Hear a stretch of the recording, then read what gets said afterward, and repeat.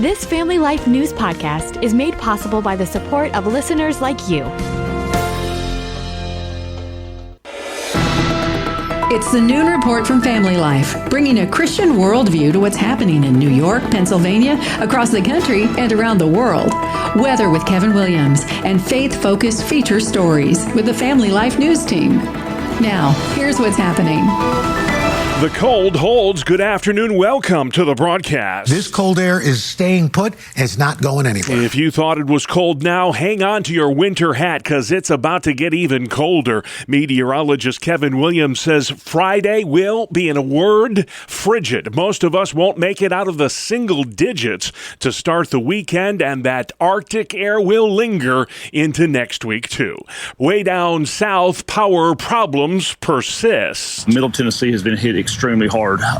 Really, the whole state in general has been hit just catastrophically. That state trooper says 100,000 are without power in Tennessee alone. In Nashville, this woman and her family have been without heat for 4 days following that crippling weekend ice storm. Lots of blankets. We have a ceramic pot and a candle underneath it to try to slightly stay warm. That's pretty much all we have. So the death toll from the weekend storm that clobbered the eastern two-thirds of the country stands at nearly 50. Eye on the midterms. That's the other big story today. With control of Congress at stake in November, the president was on the stump last night in Iowa talking up the state of the U.S. economy. But we have great unemployment numbers. Yeah. I think they're great. Is there one number that's bad? Can you tell? Is there one number that's bad? There's not one. The president speaking with supporters at a restaurant near Des Moines. Traditionally, the party in power tends to lose seats in midterm elections. Democrats are hopeful they can win back control of not just the House, but the Senate as well. A man in custody in Minneapolis after spraying an unknown substance from a syringe at Minnesota Congresswoman Ilhan Omar. It happened last night during a town hall meeting on ICE operations in Minneapolis. DHS Secretary Kristi Noem must resign or face impeachment. The man was heard yelling, "You must resign." Omar was unharmed during that incident. There are now bipartisan calls for the Homeland Security Secretary to step aside. North Carolina Republican Tom Tillis advocating for her ouster. I think if Noem looks at her body of work, I could not be. If I were in her position, I can't think of any point of pride over the last year. She's got to make her own decision, or the president does, but she has taken this administration into the ground on an issue that we should own. President Trump says he has no plans to replace Noem and credits her for helping secure the border. Kristi Noem's under fire after 2 fatal ICE-involved shootings in Minneapolis. Annette Meeks with the Minnesota Freedom Foundation. Federal government is not our enemy. They're the ones trying to keep us safe here in our homes and in our businesses. And for some reason, Mayor Fry and Governor Walz declared war against them. Meeks says the ICE protests have got to stop for the sake of Minneapolis. This is doing historic damage to our city that we had barely recovered from the George Floyd riots 6 years ago. We can't afford this as a city. Meeks says nearly 7,000 illegal immigrants were deported from Minneapolis during the Biden administration, and not a word of protest was uttered then. We're learning more today about the fatal shooting of ICE protester Alex Preddy on the streets of Minneapolis last weekend. Correspondent Morgan Chesky. 2 officers fired their weapons during the confrontation. During the scuffle, an agent shouted, quote, "He's got a gun." About 5 seconds later, the 2 officers fired. President Trump says he welcomes the probe into the death of Preddy, a 37-year-old ICU nurse. Mr. Trump's quoted as saying it was a very unfortunate incident. The scientists who set the so-called doomsday clock are out with their latest assessment on the state of the world. The Bulletin of Atomic Scientists has just set the 2026 doomsday clock to 85 seconds before midnight, the closest the world has ever been to nuclear, climatic, and geopolitical catastrophe. catastrophe. Correspondent Vicki Barker. Today marks the 40th anniversary of the Space Shuttle Challenger disaster. It was January 28th, 1986, when 6 astronauts and space tourist Christy McAuliffe were killed 72 seconds after blastoff from Cape Canaveral. Disintegration of the shuttle began after an O-ring seal on a rocket booster failed during liftoff on a cold Florida morning. Later that evening, President Reagan addressed the nation from the Oval Office. We will never forget them, nor the last time we saw them this morning, as they prepared for their journey and waved goodbye and slipped the surly bonds of Earth to touch the face of God. The Space Shuttle Challenger disaster 40 years ago today. Still to come on the Noon Report. Here's the story of a coach named Brady. Shapiro says he won't play nice with ICE. And a cold case solved in Elmira, New York, 60 years later. Good afternoon. I'm Kevin Williams. Sure is cold out again today, but even colder air is on the way. I'll have forecast details in 10 minutes. All right, Kevin, we'll check back then. Experts are warning during these brutal temperatures that there is an increased risk for house fires. Firefighters advise you plug space heaters directly into wall outlets, not an extension cord. Also, it's important to keep space heaters away from things that can easily catch fire.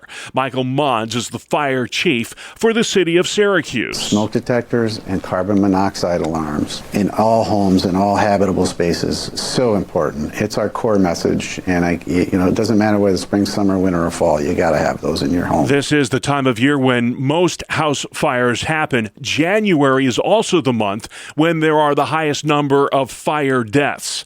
Also, and this is important, make sure you clear the snow around your nearest fire hydrant. That can save time during an emergency. Buffalo Bills fans are giving mixed reviews to their new head coach, Joe Brady. The 36-year-old offensive coordinator named Sean McDermott's successor yesterday. Brady will officially be unveiled by the team at noon tomorrow. Here's what a few Bills fans are saying today to News Talk 930. So as easy as transitions go, I mean, that's probably the best you could hope for. It's all about getting Josh Allen over the hump into the Super Bowl at this point, right? That's it. I just hope they don't waste his career. I'm kind of disappointed in their choice. I don't think he's going to be a good head coach. I think we need something totally different, but I think Brandon Beane got the person that he wants. I want to see Josh Allen do very good and have a Super Bowl or 3 Super Bowl rings or 4 Super Bowl rings on his fingers. Yeah. That's what I would like to see.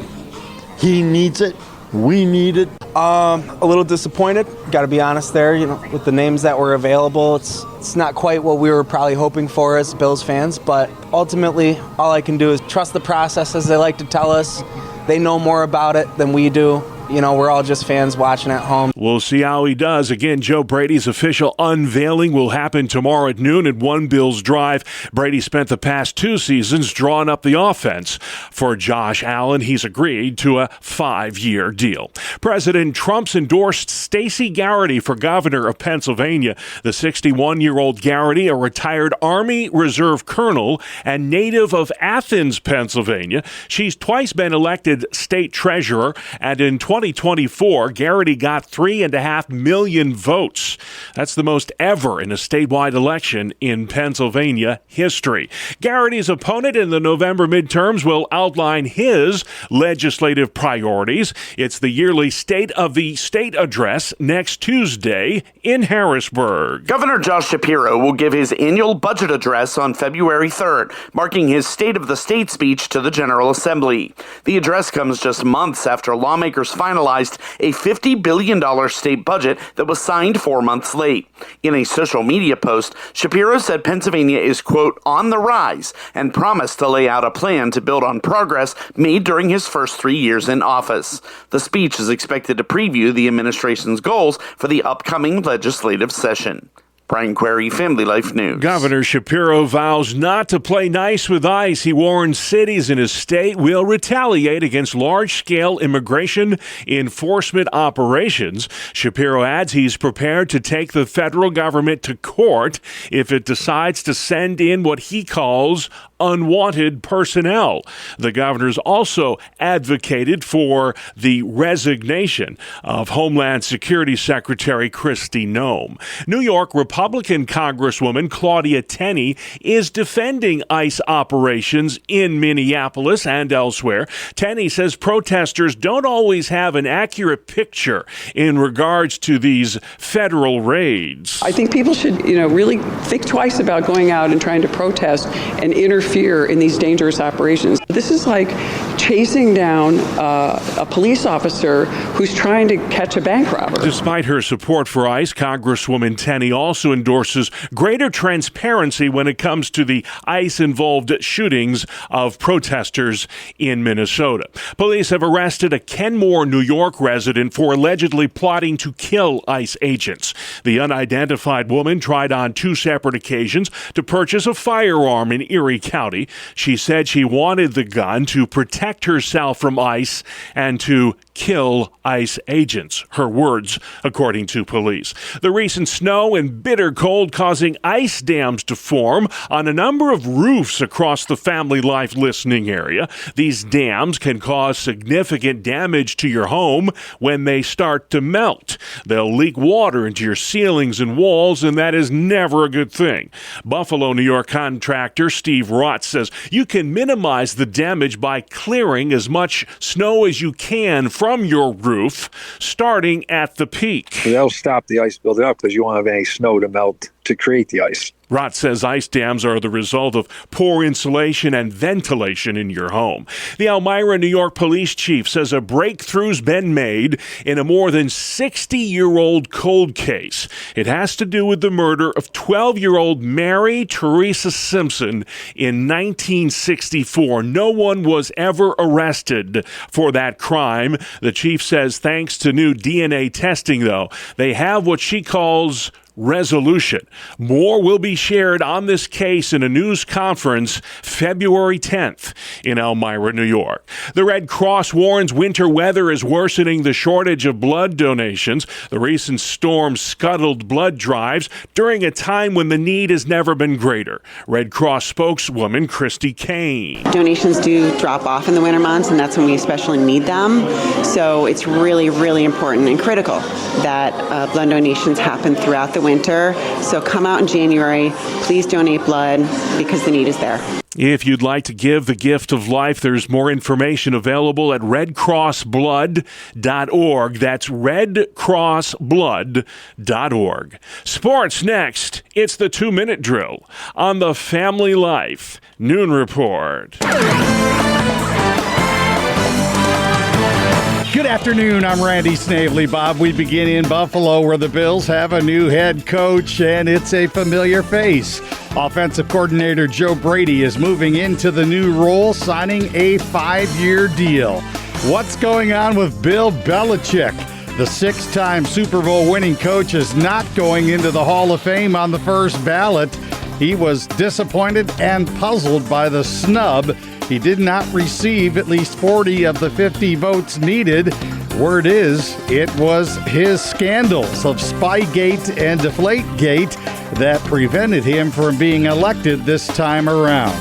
Action on the court in the NBA. The Knicks won easily 103-87 over the Kings. Jalen Brunson led the way with 28 points. Karl Anthony Towns turned in a double-double with 17 points and 11 rebounds. That makes 3 straight wins for New York. The Nets tried coming back against the Suns but came up short, falling 106-102. 76ers hosted the Milwaukee Bucks and took care of business. They won it 139-122. Paul George, 32. Joel Embiid finished with 29. Tyrese Maxey chipped in with 22. Other NBA winners were the Wizards, Thunder, Pistons, and Clippers. On the ice, the Buffalo Sabres continue to climb up the leaderboard, moving into a tie for third place with Montreal. Rasmus Dahlin had the first hat trick of his NHL career to go along with 2 assists. Tage Thompson, Josh Doan, Alex Tuck, and Jack Quinn also found the back of the net in the Sabres' 7-4 win over Toronto. Also skating to victory, the Bruins, Canadiens, Kings, Mammoth, Jets, Stars, Wild, Sharks, and Kraken. That is a look at sports. Thank you, Randy. Still to come on the Noon Report, Minnesota Congresswoman attacked, being a good neighbor in the digital age, and why Wednesday is the best day of the work week. Welcome to Breakpoint, a daily look at an ever-changing culture through the lens of unchanging truth. For the Colson Center, I'm John Stonestreet. Could you even imagine the world without the wheel? It's simple, really, but undeniably one of the most important inventions in the history of the world. Think of the vast areas of industry and progress made possible from this one small stroke of genius. And yet, when Life magazine ranked the 100 most important events and the people of the past millennium, it was Gutenberg's 1455 printing of the Bible, using his movable type printing press, that came in at number 1. Why has the written word, even more than our greatest technical innovations, exercised such enduring cultural power? Joel Miller explored this in his book, The Idea Machine, How Books Built Our World and Shape Our Future. In it, Miller traced the development of the book and explained why it remains such a vital force for shaping culture and thought, even amid declining literacy and various large language models that write for us now. For Miller, books function as both hardware and software, a physical format uniquely suited for human interaction and the transmission of knowledge, a tool that spreads ideas across time and space. From ancient scrolls to the codex, books and the words they contain have built the world. Here's how Miller put it, quote, "Books are a portable collection of written ideas designed to elevate the human mind beyond its natural limits of experience, memory, distance, and time. They're a vessel for numbers, narratives, laws, and lyrics. They facilitate history, politics, philosophy, religion, science, self-discovery. They enshrine traditions while providing direction as they shift and grow. They inform the ignorant, they remind the learned, travel far, and cheat death." End quote. Well, Christians in particular have long advanced books as instruments of cultural renewal, and for good reason. As N.T. Wright has argued, biblical inspiration applies not only to what the Scripture says, but also to how God chose to say it. God revealed himself both through and as the Word. From inspired authors who wrote stories, poems, parables, and letters, the medium and the message are always divinely intertwined. This explains why Christians were so instrumental in the development of the book, and why tyrants have often opposed the book. The zeal to preserve and spread the gospel drove innovations in format, design, and production. In fact, Miller describes how the sheer bookishness of early believers, I love that phrase, accelerated the advancement and design of books to spread the good news. Christianity is a worldview that's fundamentally word-centered. Words are central to God's nature, purposes, and work in the creation, redemption, and restoration of the world. In this sense, postmodern thinkers are not entirely wrong when they claim that words shape reality or that narratives provide the structure by how we know. What they miss is whose words create the world and whose story we're really in. Only within the Christian worldview is the true nature and purpose of language understood. Books, therefore, matter because they reflect humanity's creative capacity to use words to communicate truth and shape culture, imitating, though never fully replacing, the author of creation. Jesus declared his words would never pass away.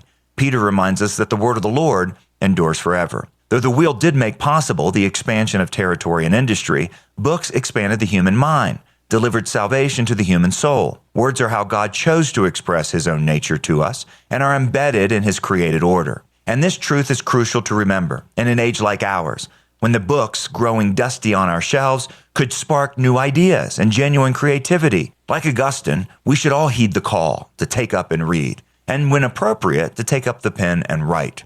Both acts are among the most God-honoring and culture-restoring practices in which a Christian could ever engage. For the Colson Center, I'm John Stonestreet with Breakpoint. Thanks, John. Outside we go, Kevin Williams. Here is your family life forecast. Today, bitter cold, clouds and sun, flurries in western New York, particularly with some lake effect snow continuing east of Lake Ontario. Heavy amounts there. High temperatures, teens. Bitter cold tonight, partly cloudy.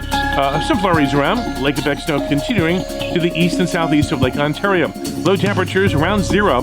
Tomorrow on Friday, bitterly cold. Lake snow south of Lake Ontario. Otherwise, clouds, sun, and some flurries. High temperatures tomorrow in the teens, single digits and low teens on Friday. All right, thank you, Kevin. We are in the thick of it as far as the cold goes. The extreme cold continues to be our top story this Wednesday, January 28th. It is the dominant story in the eastern two-thirds of the country. Tens of thousands from Kentucky to Louisiana still without power after a monster winter storm last week left dozens dead across 15 states. Correspondent George Solis has more from hard-hit Nashville. Last weekend's monster storm and subsequent cold weather proving deadly, with at least 48 weather-related deaths nationwide. Reporter Katie Weiss is in Oxford, Mississippi today. Across the South, power crews are working day and night to get the lights back on as temperatures stay below freezing. Highway patrol deputies are now helping conduct welfare checks. You know, if nobody went and checked on these people, our fear is that they'd freeze to death. Our temperatures will be hard-pressed to make it out of the single digits come Friday. President Trump hopes he can buck the trend and pick up seats for Republicans come the midterms, just 9 months away. It'll be here before you know it. Traditionally, the party in power tends to lose seats in midterm elections. Speaking in Iowa last night, Trump trumpeted the state of the economy and defended his embattled Secretary of Homeland Security, Kristi Noem. She was there with the border. Who closed up the border? She did, with Tom Homan, with the whole group. I mean, they closed up the border. The border is a tremendous success, one of the most secure borders in the entire world. The president told supporters that losing control of Congress would, quote, derail his agenda. Scary moments last night in Minneapolis. During a town hall meeting, Congresswoman Ilhan Omar got sprayed with an unknown substance while giving a speech condemning ICE operations in Minneapolis and the Secretary of Homeland Security. Oh my God, he sprayed something on her. A 55-year-old man was tackled to the ground after spraying the substance from a syringe. Congresswoman Omar was able to continue her speech after a brief break. The Trump White House has ordered the removal of historical exhibits at national parks. Here's reporter Michael Wallace. The Grand Canyon was told to take down a display about the forced removal of Native Americans. An exhibit about George Washington's slave ownership has already been removed from Independence National Historical Park in Philadelphia. The White House is removing what it calls anti-American ideology at 17 national parks in conjunction with America's 250th birthday. Meta and YouTube in court today in L.A. over accusations they're deliberately creating addictive products that harm young social media users.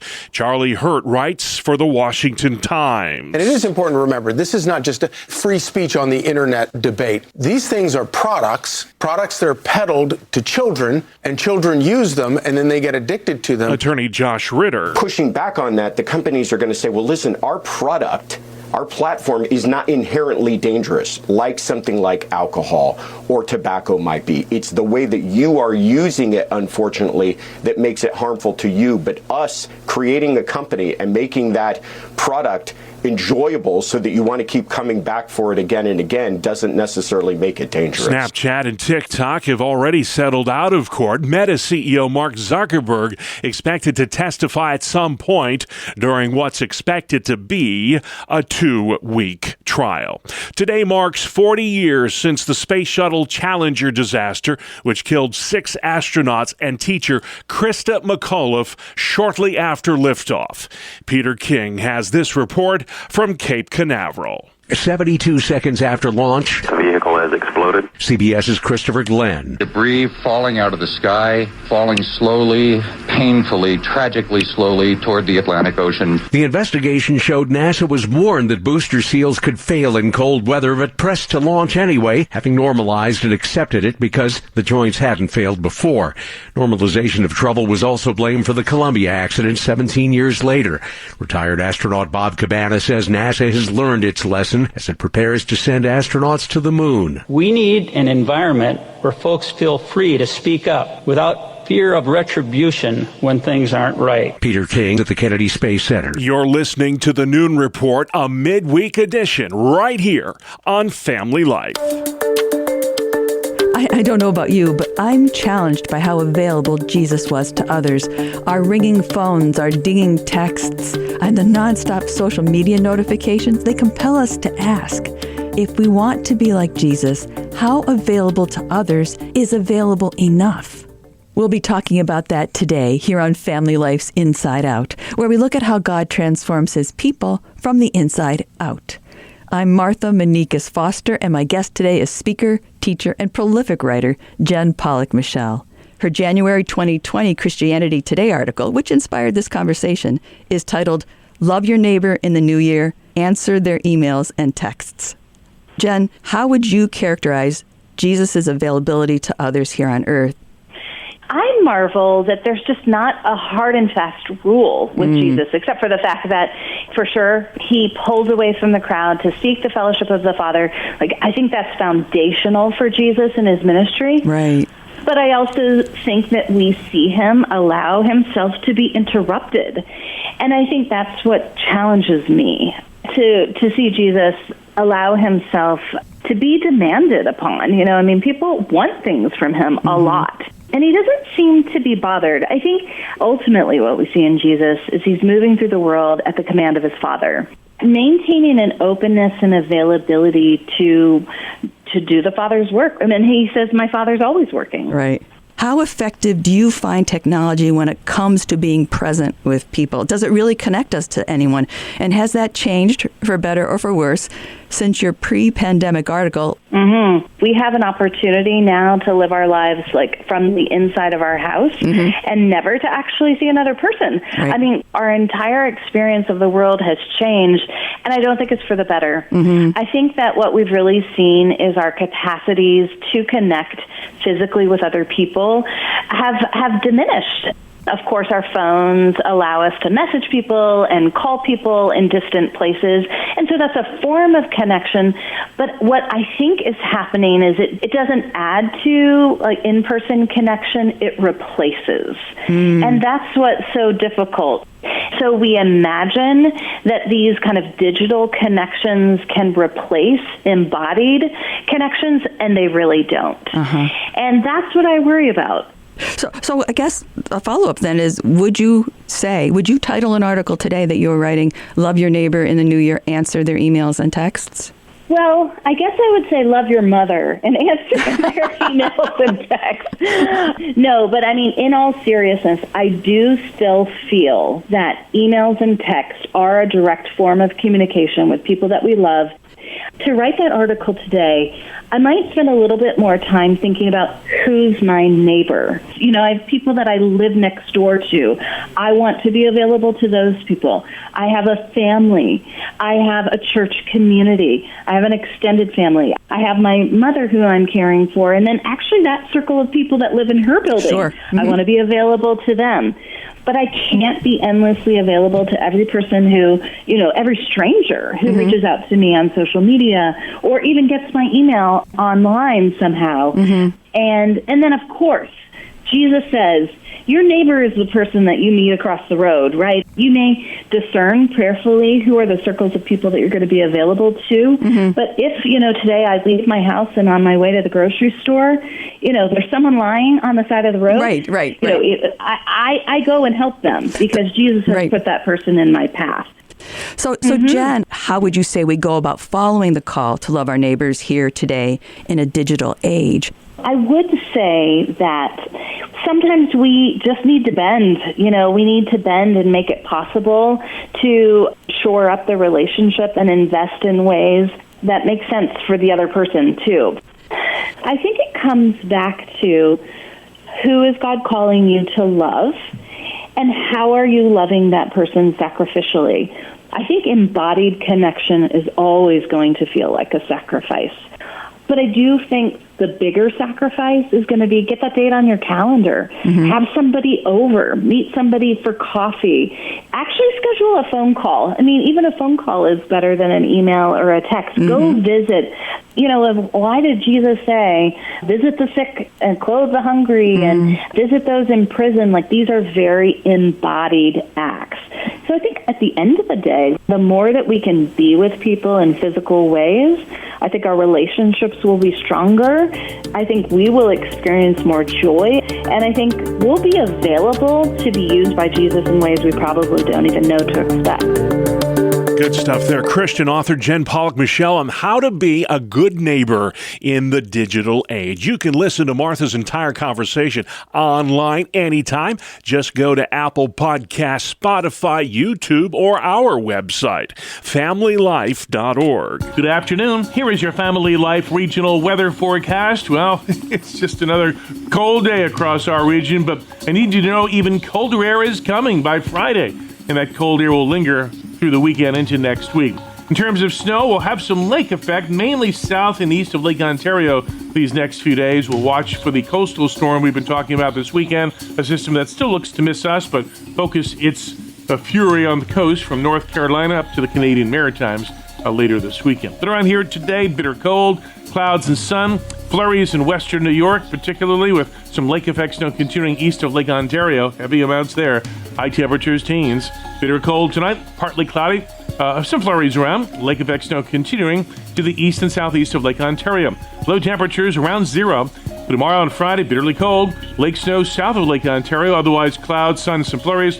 High temperatures tomorrow in the teens, single digits and low teens on Friday. All right, thank you very much. Speaking of Friday, forget Friday, folks. Correspondent Bree Tennis says Wednesday, today, might very well be the best day of the work week. If you work Monday through Friday, Wednesday is the day you actually achieve that coveted work-life balance. The hardest part of the week is over, and the weekend is coming. Wednesdays are the best day to start a new habit, quit something or start something. You'll have better results. And Psychology Today says if you're looking to boost productivity, take it off. Studies show results from a midweek break last longer than a 3-day weekend, but you can't do Vegas in a day. I'm Bree Tennis. All right, thank you, Bree. Hooray for Wednesday. And that's our world. The world we live in, Wednesday, January 28th. I'm Bob Price. Family Life News. You've been listening to the Noon Report, heard weekdays on Family Life. Thank you for listening. Thank you for listening to this Family Life News podcast. If you've been encouraged by what you've heard, please share it with others and click the subscribe button to automatically receive future episodes. Family Life is a listener-supported ministry. Podcasts like this are made possible by your financial partnership. Find out more at familylife.org.